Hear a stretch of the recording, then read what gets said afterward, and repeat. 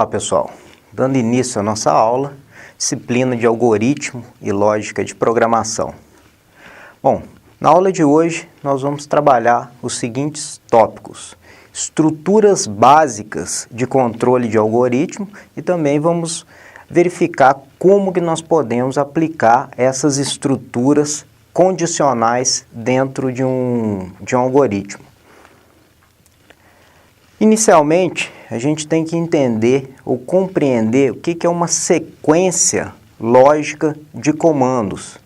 Uma sequência de comandos ela vai ser formada por um grupo de comandos que são executados através de uma estrutura top-down. O que significa essa estrutura top-down? Ela é executada de cima para baixo. Se a gente perceber aqui no nosso algoritmo exemplo, todos os comandos eles são ordenados de cima para baixo e vão ser executados também nessa ordem. Após executado um comando, a não ser que eu esteja utilizando um laço de repetição, ele não será mais executado dentro do meu algoritmo. Bom, aí nós temos as estruturas condicionais. O que são estruturas condicionais? São estruturas de seleção, onde, de acordo com uma determinada condição, eu posso tomar uma ou outra decisão. Esse tipo de estrutura condicional, ela vai ser utilizada, quando a execução de um comando ou uma sequência de comandos depende de um teste anterior. Esse teste anterior é chamado de teste lógico. O teste lógico, ele só retorna para mim verdadeiro ou falso. Então, as estruturas de seleção vão ser baseadas nesses tipos de testes. Vamos imaginar um problema que leia as notas de um aluno e determine a sua média e escreva se ele foi aprovado ou reprovado, considerando a média para aprovação maior ou igual a 6. Se a gente pegar esse exemplo, nós vamos perceber que nós temos uma condição a ser testada para que eu possa escrever aprovado ou reprovado. Bom, as estruturas condicionais, elas se subdividem em dois tipos: estrutura condicional simples e a estrutura condicional composta. Nós vamos analisar cada uma delas. Primeiro, a estrutura condicional simples. Qual que é a base desse tipo de estrutura? Bom, nós vamos ter aqui algumas palavras que são chamadas de palavras-chave. Quais são elas?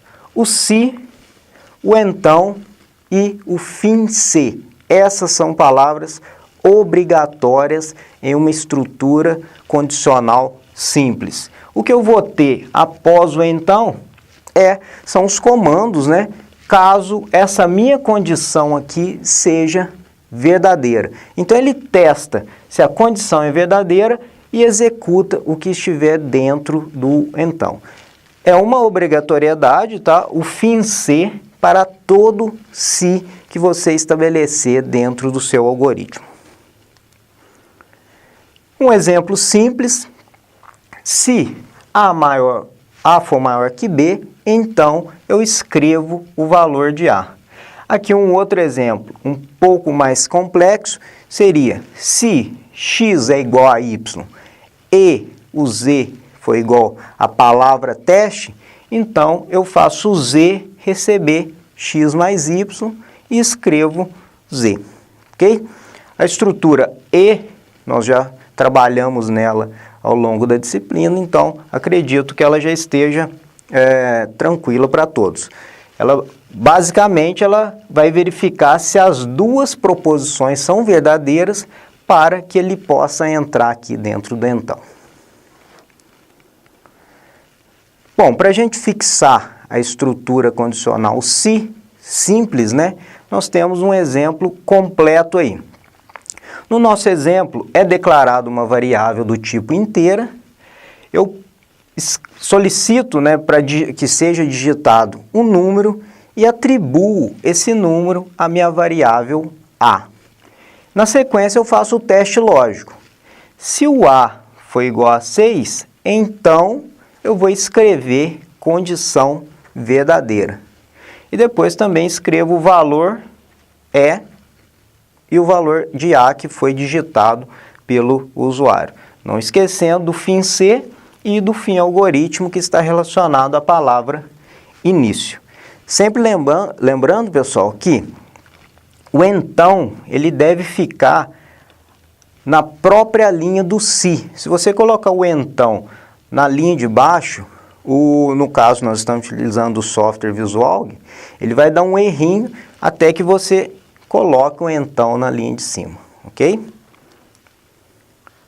Bom, para a gente pensar um pouco, perceba que no exemplo anterior foram apresentadas algumas palavras com recuo à direita e outras mais ainda. Você saberia dizer o motivo desse tipo de formatação? Você saberia dizer qual o nome que é dado a este tipo de técnica em programação? Ao longo dos próximos slides, eu vou comentar sobre esse assunto para vocês. Vamos analisar um exemplo mais complexo. Suponha que você precise desenvolver um algoritmo que leia 2 números e os apresente em ordem crescente. Como poderíamos solucionar esse problema? Lembre-se que para sabermos se um número é maior que o outro, eu preciso compará-los. Essa comparação pode ser vista com os operadores já vistos e utilizados, que no caso é a estrutura se. Neste problema, nós precisaremos realizar 3 comparações. Verificar se o primeiro número é maior que o segundo, se o segundo é maior que o primeiro e se eles são iguais. Olha só o nosso algoritmo para resolver esse problema. Inicialmente, declaro 2 variáveis do tipo inteira, leio essas 2 variáveis e inicio as minhas comparações. Se B for maior que A, então eu concluo que o B é maior que A e mostro esses 2 valores. Depois eu faço o segundo teste. Eu tenho que testar se o A é maior que B e escrevo essa mesma mensagem. O último teste é verificar se ambas as variáveis são iguais. Se o A for igual a B, então eu dou a mensagem que eles são iguais. Agora eu vou responder para vocês aquela pergunta que eu coloquei nos slides anteriores. Percebam que eu coloquei todos os comandos alinhados à esquerda. Se eu observar esse outro algoritmo com alguns comandos alinhados à direita, não fica muito mais legível o meu algoritmo? Percebam que eu consigo ver de forma bem simples onde que eu inicio um se e onde que esse se termina e quais que são os comandos que estão dentro do se. Isso aqui é chamado de indentação. É onde a gente consegue estruturar o nosso algoritmo colocando alguns recuos à direita. É uma técnica de programação que vocês devem utilizar com frequência. Bom, agora nós temos a estrutura condicional composta. O que ela diferencia da estrutura condicional simples? Basicamente é que eu tenho a opção de continuar os testes lógicos que eu preciso verificar. Percebam a forma geral. Se a minha condição, então eu realizo um bloco de comandos. Mas, se essa condição não for verdadeira, eu posso fazer um novo teste? Posso fazer esse novo teste, sim. Eu posso utilizar o senão.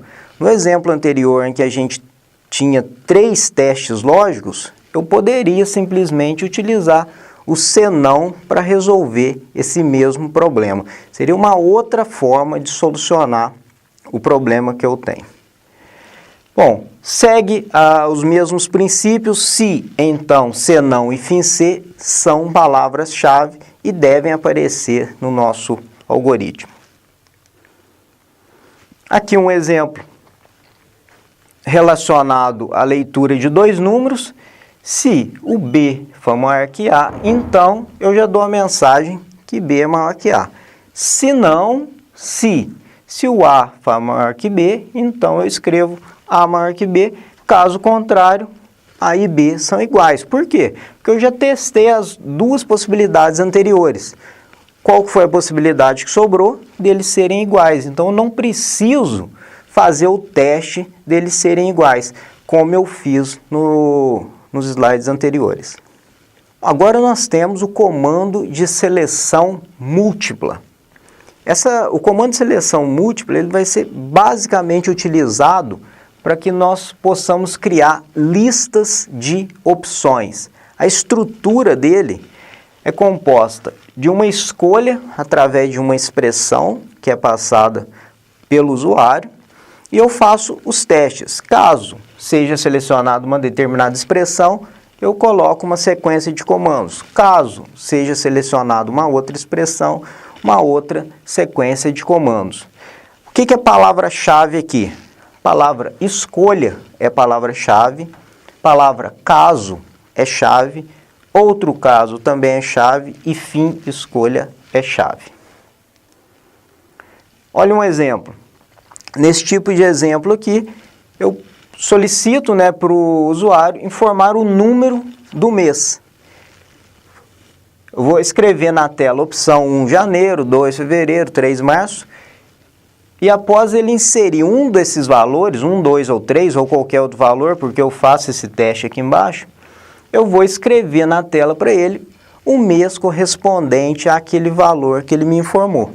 Então, caso ele digite 1, o meu algoritmo vai entrar nesse caso 1 aqui e vai escrever janeiro. Caso ele digite 2, 3, se ele não digitar nenhum dos números que estão relacionados na minha estrutura aqui de caso, ele vai cair em outro caso e vai dar a mensagem que nenhum mês foi solucionado.